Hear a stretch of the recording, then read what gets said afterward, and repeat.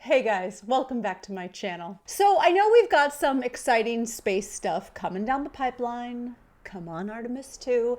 And I've got some upcoming videos that's covering a lot of this stuff, like the moon base announcement and some other upcoming launches outside of Artemis. However, I can't even just hold the moment. I saw this headline, I clicked, I had to. I went down a whole late night rabbit hole and yeah.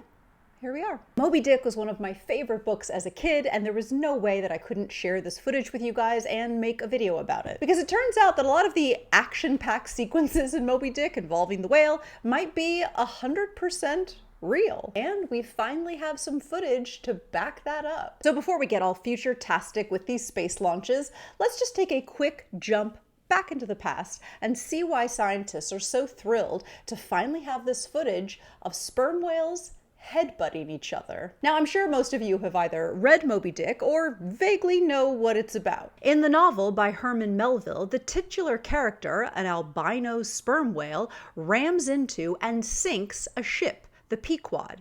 This fictional tale was supposedly inspired by an actual event that occurred in 1820, when one of these massive marine mammals slammed its head into the whaling ship Essex and sunk it near the Galapagos Islands. And despite many anecdotal reports of this headbutting behavior, scientists have never been able to officially document it until now. So researchers from the University of St. Andrews in Scotland have documented sperm whales headbutting each other, capturing the behavior on video and describing it scientifically for the first time. Using drones, scientists were able to not only record the headbutt itself, but the surrounding social interactions both before and after. The footage was collected during fieldwork conducted in the Azores and Balearic Islands between 2020 and 2022, offering a rare overhead view of whale behavior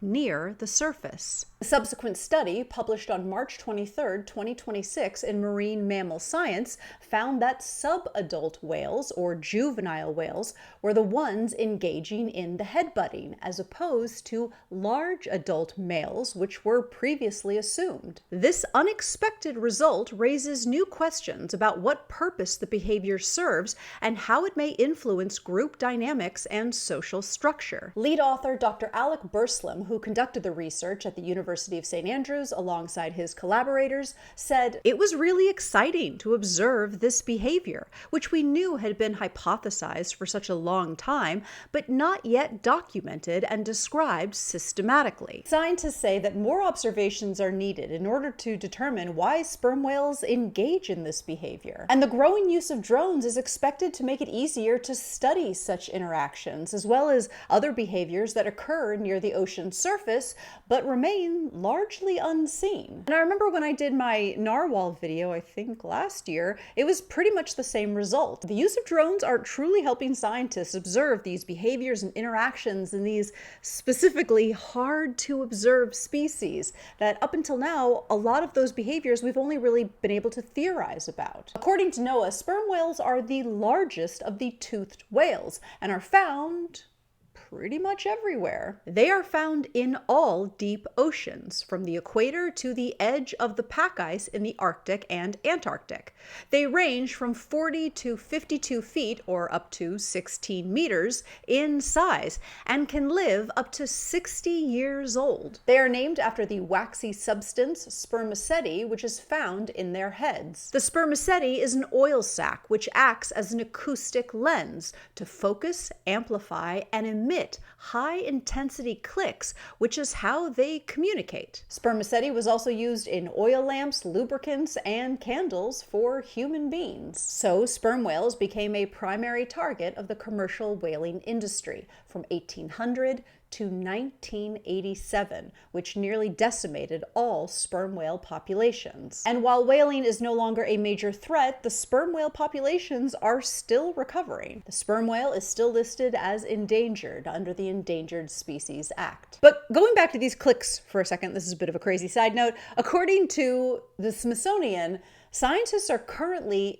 decoding sperm whale communication, moving closer to understanding their language using artificial intelligence. Researchers, notably through Project CETI, have identified a phonetic alphabet of rhythmic clicks, or codas, revealing that whales use complex structured patterns similar to human language, including variations analogous to vowels. In my research, I found this trailer for this documentary about this project, and it is wild. Like, are we really going to decode sperm whale clicks? What? Yes? Like, humanity, I will be very impressed if we can start cracking the languages of whales.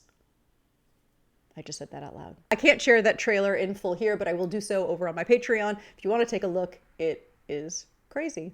But anyway, why are we all here? What am I making this video about? The headbutting. So why do sperm whales do this to each other? And why did they do it to us? Was it truly a reaction to what the whaling vessels were doing? Like, we know you're coming to kill us, so say goodbye to your boat? Well, some researchers suggest headbutting could have developed from physical contests between whales, possibly linked to competition among males. But other scientists have long argued that regularly using the head as a weapon would be risky, since it could damage structures essential for producing sounds necessary for communication. But then human beings do punch each other in the face all the time, so... But stories of sperm whales using their heads to ram objects date all the way back to the 19th century. The sinking of the Essex that I mentioned earlier was one of the most well-known incidents, and this ship was nearly 30 meters long. That's almost 100 feet. And supposedly 2 strikes from a large sperm whale sent that ship to the bottom of the ocean. Owen Chase, first mate on the Essex, described the force of the whale's headbutt in a contemporaneous report, saying, "I turned around and saw him about 100 rods, approximately 500 meters, directly ahead of us, coming down and with twice his ordinary speed of around 24 knots, and it appeared with tenfold fury and vengeance in his aspect. The surf flew in all directions about him with the continual violent thrashing of his tail.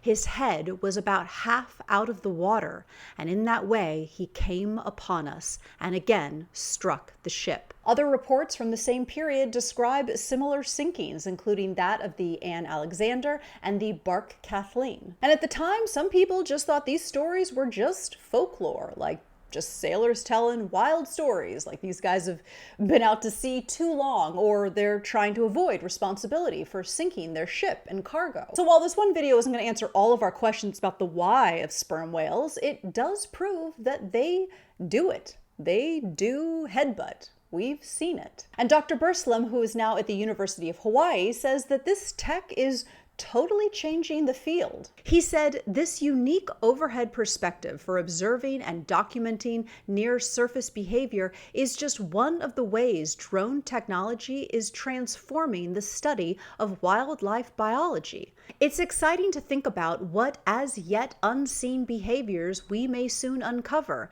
as well as how more headbutting observations may help us to shed light on the functions the behavior may serve. If there are people out there with similar footage, we would be very keen to hear from them." So anyone out there with footage of sperm whales exhibiting this behavior, there is a scientist who wants to talk to you. So what do you guys think? Did you always believe that these stories, like the one from Moby Dick, were true? Or did you think that they were mostly exaggerations? I mean, there were a lot of stories, and the way in which these mammals were hunted and killed were pretty brutal. So I certainly wouldn't have been surprised if the whales saw these whaling vessels coming and were like, nope. Not today, Satan. Not today. Kind of makes sense to me, but let me know what you think in the comments below. Okay, that's it for now. Thank you so much for watching, guys, and entertaining my little whale story. I thought it was so interesting. I thought the footage was so interesting. Definitely check out that documentary trailer if you can over on my Patreon. It is so crazy. Thank you so much for watching, and as always, I will see you in the next video.